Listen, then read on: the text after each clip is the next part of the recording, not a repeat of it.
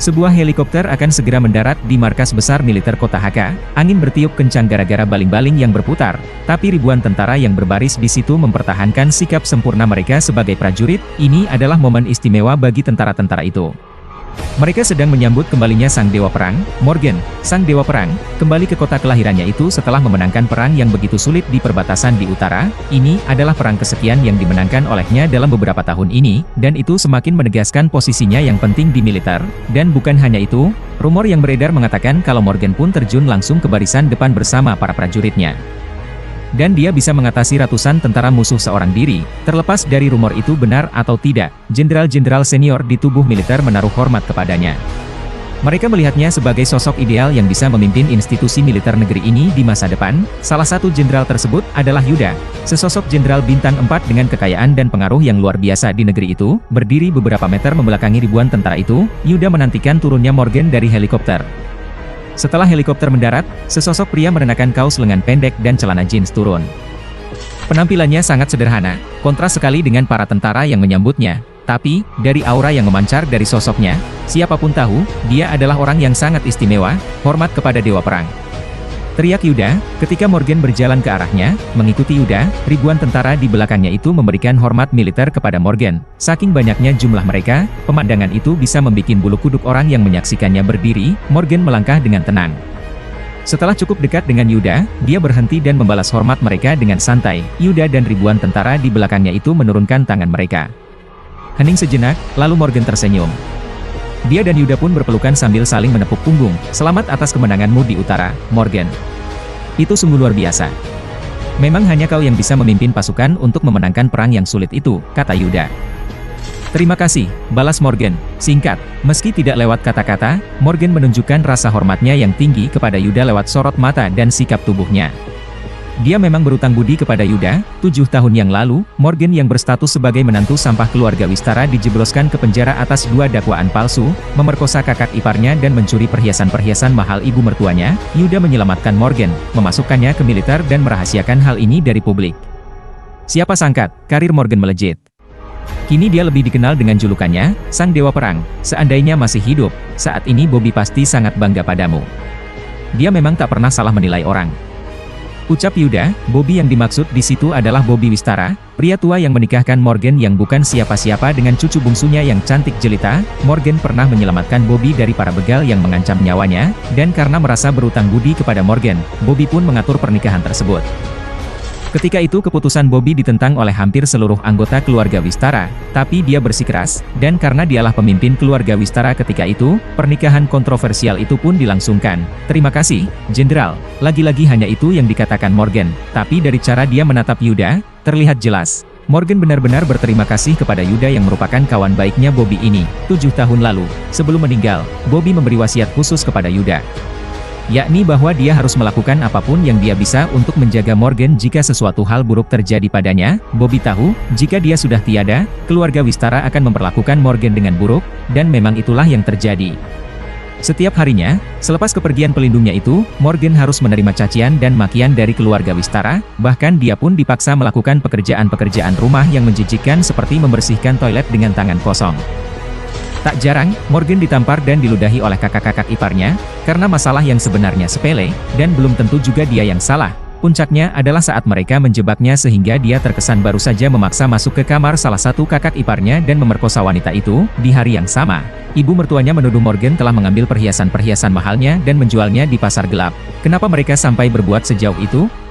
Itu karena, ketika itu, mereka ingin menikahkan Agnes, istrinya Morgan, dengan anak seorang konglomerat bernama Arman. Arman menjanjikan kucuran dana triliunan rupiah untuk Wistara Group, perusahaan keluarga yang mereka kelola. Tentu saja, untuk bisa mewujudkan itu, mereka harus menyingkirkan Morgan dulu, dan mereka berhasil. Morgan ditajui hukuman 7 tahun penjara. Kini Morgan tersenyum getir. Munculnya kilasan-kilasan soal masa-masa suramnya itu membuatnya teringat pada istrinya. Di titik ini, tiba-tiba, salah satu tentara dari barisan yang rapi itu berlari ke arah mereka berdua. Dia adalah Chris, sosok yang diminta Yuda untuk memantau situasi keluarga Wistara sementara Morgan fokus dengan perang-perang yang dipimpinnya. Berhenti tepat di samping Yuda, Chris melaporkan sesuatu padanya lewat bisikan. Raut muka Yuda langsung berubah. Matanya menunjukkan amarah. Lalu dia menatap Morgan. Morgan, istrimu menjadi korban penculikan dan penyekapan. Wajah dan tubuhnya kini dipenuhi luka memar dan luka bakar. Saat ini dia masih dalam keadaan koma di rumah sakit P.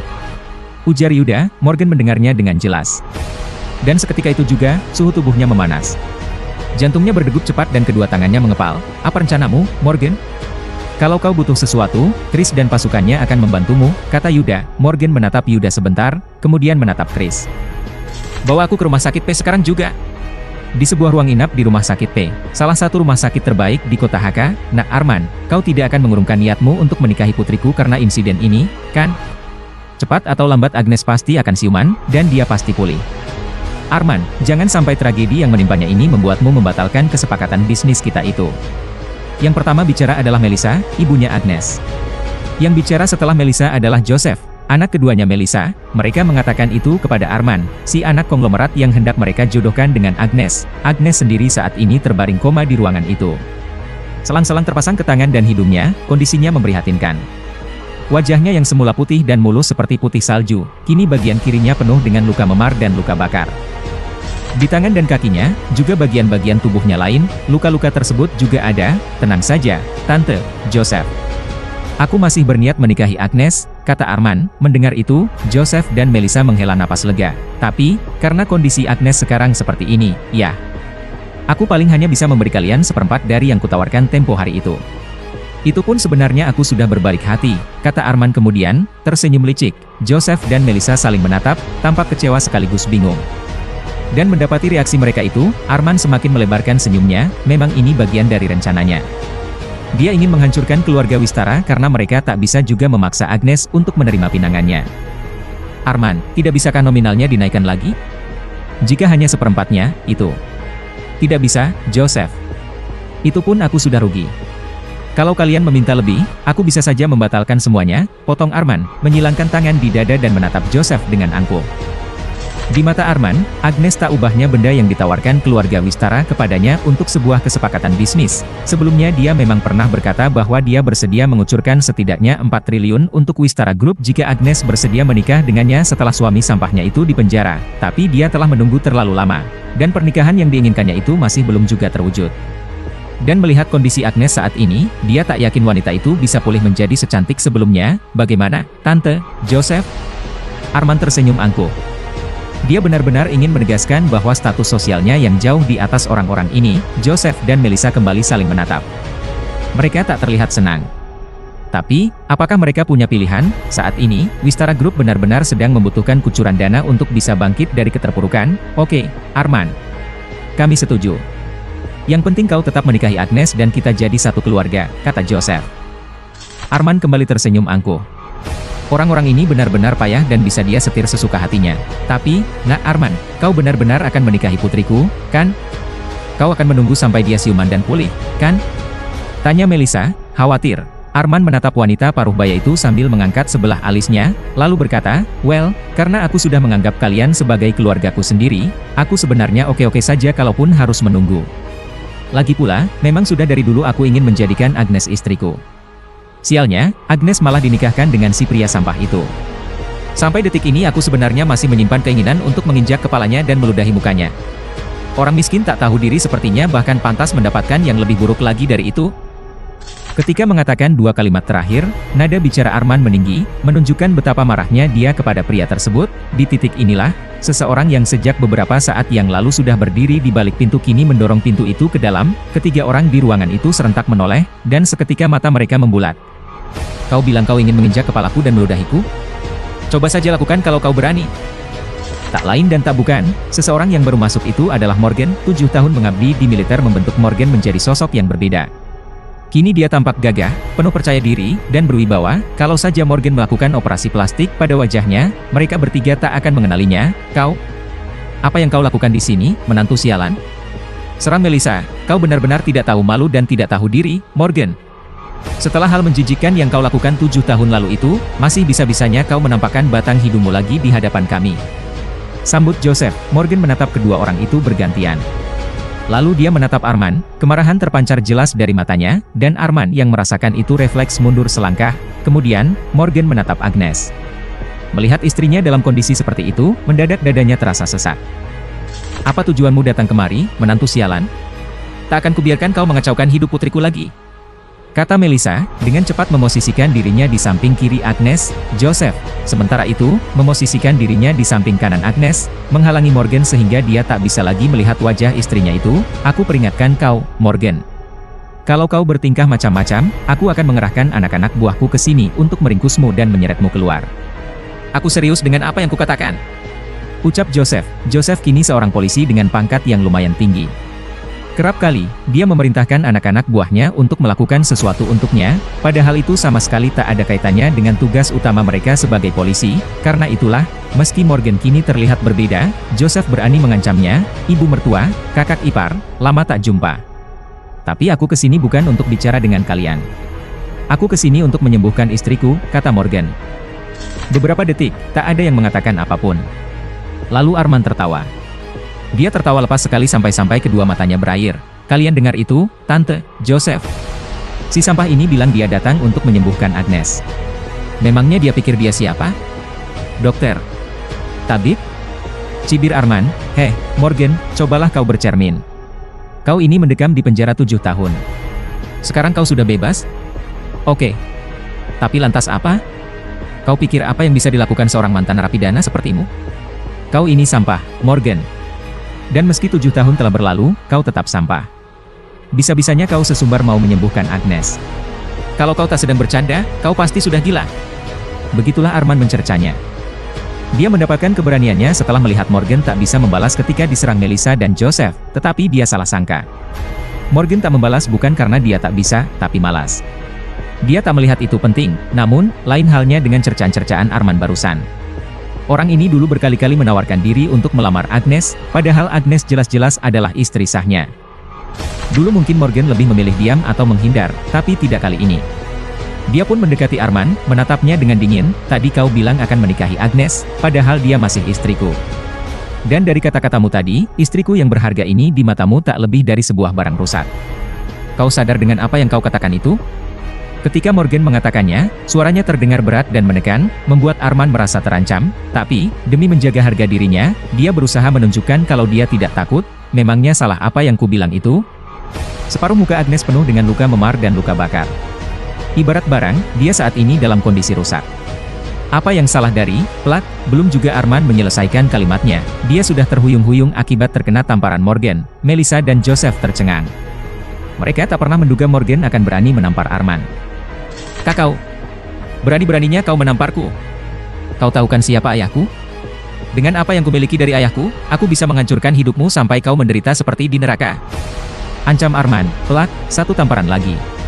Kali ini lebih keras daripada tadi, sehingga Arman menyemburkan darah dan 2 giginya tanggal. Melissa dan Joseph lagi-lagi tercengang.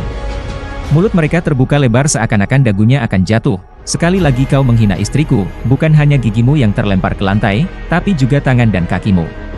Kau dengar itu?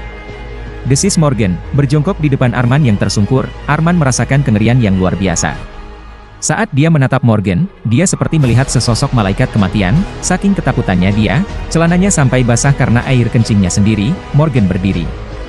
Bisa saja dia menghajar Arman hingga babak belur, dan sejujurnya dia ingin melakukannya, tetapi bukan itu tujuannya datang ke rumah sakit. Maka dia pun hanya berkata, jika aku jadi kau, Arman, saat ini juga aku akan keluar dari ruangan ini.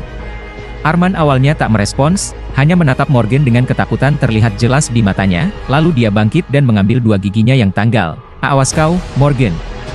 Akan kubalas perbuatanmu ini nanti. Ujarnya, lalu keluar dari ruang inap itu. Kini, Morgan kembali menatap istrinya. Ibu mertuanya dan kakak iparnya masih berjaga di posisi yang sama. Morgan mendekat, dan kembali Joseph mengadangnya, jangan macam-macam, Morgan. Kuperingatkan kau sekali lagi, aku bisa mengerahkan anak-anak buahku ke sini, dan mereka akan menyeretmu keluar seperti menyeret anjing. Ancam Joseph. Apakah Morgan takut? Tentu saja tidak. Bahkan kalaupun Joseph mengerahkan ratusan anak buahnya sekalipun, Morgan bisa mengatasi mereka dengan mudah, tetapi dia tak ingin menambah-nambah masalah. Dia juga tak ingin menghajar kakak iparnya ini seperti tadi dia menghajar Arman. Aku kesini untuk menyembuhkan Agnes, dan aku akan memulainya dengan membuat Agnes siuman. Tidakkah kalian akan senang melihat Agnes siuman? Cetusnya, Joseph mendengus, omong kosong. Kau pikir kau siapa? Bahkan dokter terbaik di rumah sakit ini saja bilang kalau Agnes baru akan siuman dalam beberapa minggu. Berhentilah membual, keparat. Hardik Joseph. Morgan mulai kesal pada kakak iparnya ini. dia tidak membual. Dia benar-benar bisa membuat Agnes siuman. Selama di militer, berkat fasilitas-fasilitas dari Jenderal Yuda, dia mempelajari ilmu medis kuno hingga tingkat paling tinggi. Dan kini, bisa dibilang, dia nyaris bisa menyembuhkan penyakit apapun. Membuat istrinya siuman adalah perkara mudah. Tapi dia butuh ketenangan agar dia bisa fokus pada apa yang dilakukannya. Bagaimana kalau kita bertaruh, Joseph? Aku akan mencoba membuat Agnes siuman, dan aku hanya butuh 5 menit saja. Kalau aku gagal, kau boleh melakukan apapun yang kau mau padaku. Apapun itu. Tapi kalau aku berhasil, kau harus membiarkanku membawa Agnes pergi. Aku akan menyembuhkannya dan merawatnya sampai dia pulih. Morgan mengatakan semua itu dengan tenang dan percaya diri. Hal itu justru membuat Joseph muak, tapi, di sisi lain, Joseph melihat ini sebagai peluang untuk mempermalukan Morgan dan mengusirnya. Kalau kau terbukti membual, kau harus meninggalkan rumah sakit ini dengan cara merangkak, dalam keadaan telanjang bulat, dan aku akan merekamnya dengan kamera ponselku, lalu kusebarkan video itu di internet. Kau berani? Tantang Joseph. Tak masalah, jawab Morgan, cepat. Joseph memicingkan mata. Oke, kita sepakat. Ujarnya. Joseph pun menyingkir, memberi ruang bagi Morgan untuk maju. Beri aku 5 menit saja. Jangan menggangguku, kata Morgan. Setelah dia berdiri di samping kiri Agnes, Melissa tampak cemas. Dia melihat Joseph, dan Joseph mengangguk sembari menunjukkan telapak tangannya, meminta ibunya itu untuk tenang. Dalam benaknya, Morgan benar-benar hanya sesumbar, dan itu artinya dialah yang akan memenangkan pertaruhan konyol mereka itu. Joseph pun tersenyum meremehkan Morgan. Dia ingin tahu apa yang ingin coba dilakukan Morgan. Morgan sendiri saat ini sedang memejamkan mata, sambil menyentuhkan telapak tangannya di dahi Agnes. Di mata orang-orang yang melihatnya, dia hanya diam saja, padahal sebenarnya dia sedang mengalirkan energi murni kepada istrinya. Teknik pengobatan ini adalah salah satu teknik paling kuno yang dipelajarinya selama di militer itu. Dan dia yakin, dia akan berhasil membuat istrinya siuman. Tanpa disadari siapapun di ruangan itu, saat ini seorang suster sedang berdiri di ambang pintu, mengamati apa yang tengah dilakukan oleh Morgan. Si suster tampak cemas, tapi di saat yang sama penasaran. Tadi ketika tiba di depan rumah sakit, Morgan turun dari sebuah mobil dengan motif tentara. Dan bersama mobil itu ada beberapa mobil lain, juga dengan motif yang sama. Si suster merupakan salah satu orang yang melihat hal tersebut, sehingga dia curiga kalau Morgan sebenarnya adalah orang penting di militer, dan memang, dia melihat ada aura yang berbeda yang dipancarkan pria ini. 4 menit berlalu dan, masih belum juga ada tanda-tanda sesuatu akan terjadi. Joseph tersenyum miring. Sambil melipat kedua tangannya di dada, dia berjalan menghampiri Morgan. Sudahlah, Morgan. Hentikan permainan konyolmu ini. Aku tahu kau hanya membual. Tapi apapun itu, pertaruhan tetaplah pertaruhan. Kau harus memenuhi janjimu. Bersiaplah untuk merangkak keluar dari rumah sakit ini dalam keadaan telanjang bulat. Morgan tak merespons. Dia masih memejamkan mata, fokus pada apa yang dilakukannya. Oh, masih mau melanjutkan permainan konyolmu ini? Ya ampun, Morgan, apa saja sih yang kau alami selama di penjara? Sampai-sampai otakmu jadi rusak, kau sering dilecehkan napi-napi di sana, ya? Sambung Joseph. Morgan tampak terusik dengan kata-kata Joseph yang terakhir, tapi dia tak boleh kehilangan fokus. Tinggal sedikit lagi. Tinggal sedikit lagi dan Agnes akan siuman. Oh sudahlah. Muak juga aku lama-lama. Singkirkan tanganmu itu dari adikku. Bentak Joseph akhirnya, mencoba menarik tangan Morgan kuat-kuat, tapi anehnya, dia bahkan tak bisa membuat tangan Morgan goyah. Dan tangan Morgan terasa panas. Diam dan jangan menggangguku. Ucap Morgan, dingin. Joseph terkesiap. Tiba-tiba dia merasa suhu di ruangan jadi lebih dingin, dan ketika dia menyadarinya, dia mendapati tangan dan kakinya gemetar. Ada apa ini? Kak, kenapa aku begini? Pikir Joseph. Dan di titik inilah, jari-jari tangan Agnes bergerak. Agnes! Seru Melissa. Morgan dan Joseph sontak menatap Agnes. Dan mereka mendapati, Agnes sedang mengerjap-ngerjapkan mata. Morgan berhasil membuat istrinya itu siuman. Agnes, kau baik-baik saja, nak? Kau bisa mendengar suara mama? Tanya Melissa yang kini tengah berada di samping kanan kasur. Agnes menggerakkan kepalanya, menoleh memandangi ibunya itu. Mama. Katanya, Melissa langsung menggenggam tangan anaknya itu sambil menangis terseduh-seduh. Syukurlah kau sudah siuman, nak. Syukurlah, kata Melissa kemudian. Agnes menatap mamanya itu dengan bingung. Lalu dia mengarahkan pandangannya ke sebelah kanannya, dan dia pun melihat Morgan. Morgan, yang sedari tadi menahan perasaan harunya, membalas tatapan Agnes dengan senyum terhangat yang bisa diberikannya. Morgan. Kau ada di sini? Tanya Agnes. Iya, sayangku. Aku sudah bebas. Sekarang aku akan selalu ada di sisimu untuk menjagamu, kata Morgan. Melihat interaksi Agnes dan Morgan yang terbilang intim, Melissa langsung mendelik kepada Morgan. Enak saja kau bicara. Kau pikir mantan narapidana sepertimu berhak bertingkah seakan-akan kau masih suami anakku?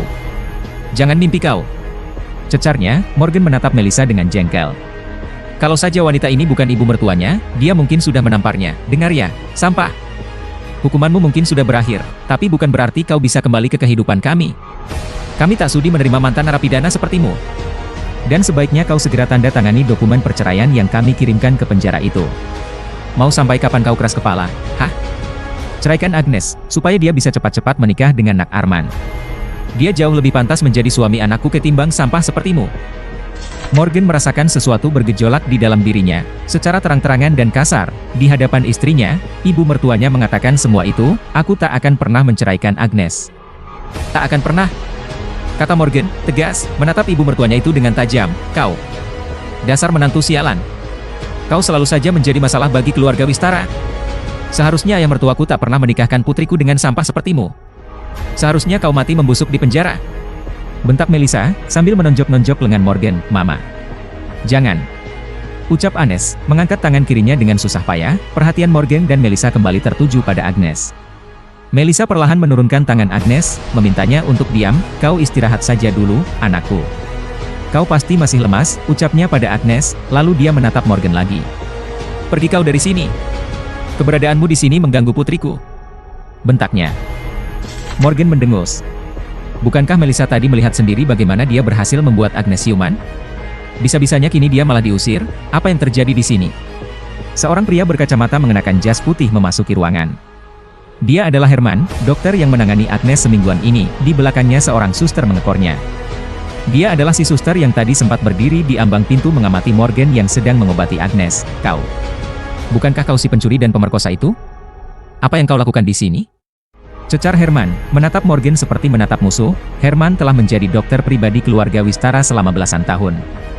Dan dia tahu betul kasus 7 tahun lalu di mana Morgan dijebloskan ke penjara. Di matanya, Morgan hanyalah seorang kriminal yang pantas dikurung di penjara. Dan dia tak suka melihat orang semacam itu ada di rumah sakit tempat dia bekerja. Cepat keluar. Jangan mengacau di ruang rawat inap pasien. Katanya, menunjuk ke pintu yang terbuka. Morgan menatap Herman dan tersenyum miring. Aku kesini bukan untuk mengacau. Aku datang untuk menyembuhkan istriku, katanya. Herman tampak terusik dengan apa yang dikatakan Morgan. Dan ketika dia melihat Agnes yang sudah siuman, dia langsung menghampirinya. Nona Agnes, apa yang Anda rasakan sekarang? Tanya Herman sembari melakukan pemeriksaan standar. Tadi dia telah diberitahu oleh si suster bahwa Agnes, secara mengejutkan, telah siuman. Dan itu tampaknya ada hubungannya dengan apa yang dilakukan Morgan. Ini luar biasa. Anda benar-benar telah siuman, dan kondisi Anda saat ini cukup baik. Tapi, bagaimana bisa? Gumam Herman, dia lalu menatap si suster. Seakan tahu apa yang diinginkan Herman, si suster pun mendekat dan berkata, tadi saya lihat dia menaruh telapak tangannya di dahi pasien. Dan setelah beberapa lama, pasien pun siuman. Tentu saja, yang dimaksudnya adalah Morgan. Oh, jadi orang ini yang kamu maksud tadi itu? Tanya Herman, benar, Dok. Dan orang ini? Tadi dia diantar oleh konvoi militer. Apakah mungkin dia ini? Orang penting? Jawab si suster. Herman terbahak-bahak. Tawanya memantul-mantul di dinding kamar. Dia? Orang penting? Yang benar saja. Dia ini dulu dipenjara karena mencuri perhiasan-perhiasan mahal Bu Melissa. Dia ini kriminal. Kau pasti salah orang, kata Herman. Dan soal dia menaruh telapak tangannya di dahi Nona Agnes, itu sama sekali tak ada hubungannya dengan fakta bahwa Nona Agnes siuman jauh lebih cepat. Kau jangan mengada-ada, suster. Pakai otakmu. Lanjutnya, baik, Dok, tanggap si suster, tertunduk malu. Ini bukan pertama kalinya dia dikatai kasar seperti itu oleh Herman. Hei kau! Kenapa kau masih di sini? Cepat angkat kaki dari rumah sakit ini. Tempat untuk kriminal sepertimu bukan di sini tapi di penjara. Hardik Herman lagi, sambil memelototi Morgan dengan mukanya yang memerah. Herman bisa mengatakan semua itu karena Morgan saat ini sedang tak mengeluarkan aura dewa perangnya. Seandainya dia mengeluarkannya sedikit saja, jangankan menghardik, menatap mata Morgan saja dokter itu tak akan berani. Aku bilang cepat pergi, sialan. Teriak Herman, kali ini melempar sebutir apel dari nakas ke dada Morgan. Morgan menarik napas dalam-dalam. Tatapannya berubah dingin. Tangannya mengepal, tunggu. Seseorang kembali muncul di ambang pintu. Kali ini, seorang wanita. Dia juga mengenakan jas putih seperti Herman. Dia adalah Vivi, direktur rumah sakit P, dan saat ini dia tampak panik. Nyonya direktur. Sapa Herman, seketika mengubah sikap arogannya menjadi penuh hormat. Vivi melirik Herman sekilas lalu mengabaikannya. Dia langsung berjalan lurus ke arah Morgan, dan setelah berhenti melangkah, tiba-tiba saja dia membungkuk nyaris 90 derajat, "Maafkan kami tidak menyambut Anda dengan baik. Sebuah kehormatan seseorang sepenting Anda mengunjungi rumah sakit ini," ujarnya. Herman langsung tercengang. Si suster di sampingnya menutup mulutnya yang terbuka lebar dengan tangannya. "Bu Direktur, apa yang Anda lakukan? Kenapa Anda membungkuk di hadapan kriminal ini?" tanya Herman. "Plak, jaga mulut Anda, Dokter Herman, atau Anda saya pecat," bentak Vivi, memelototi Herman.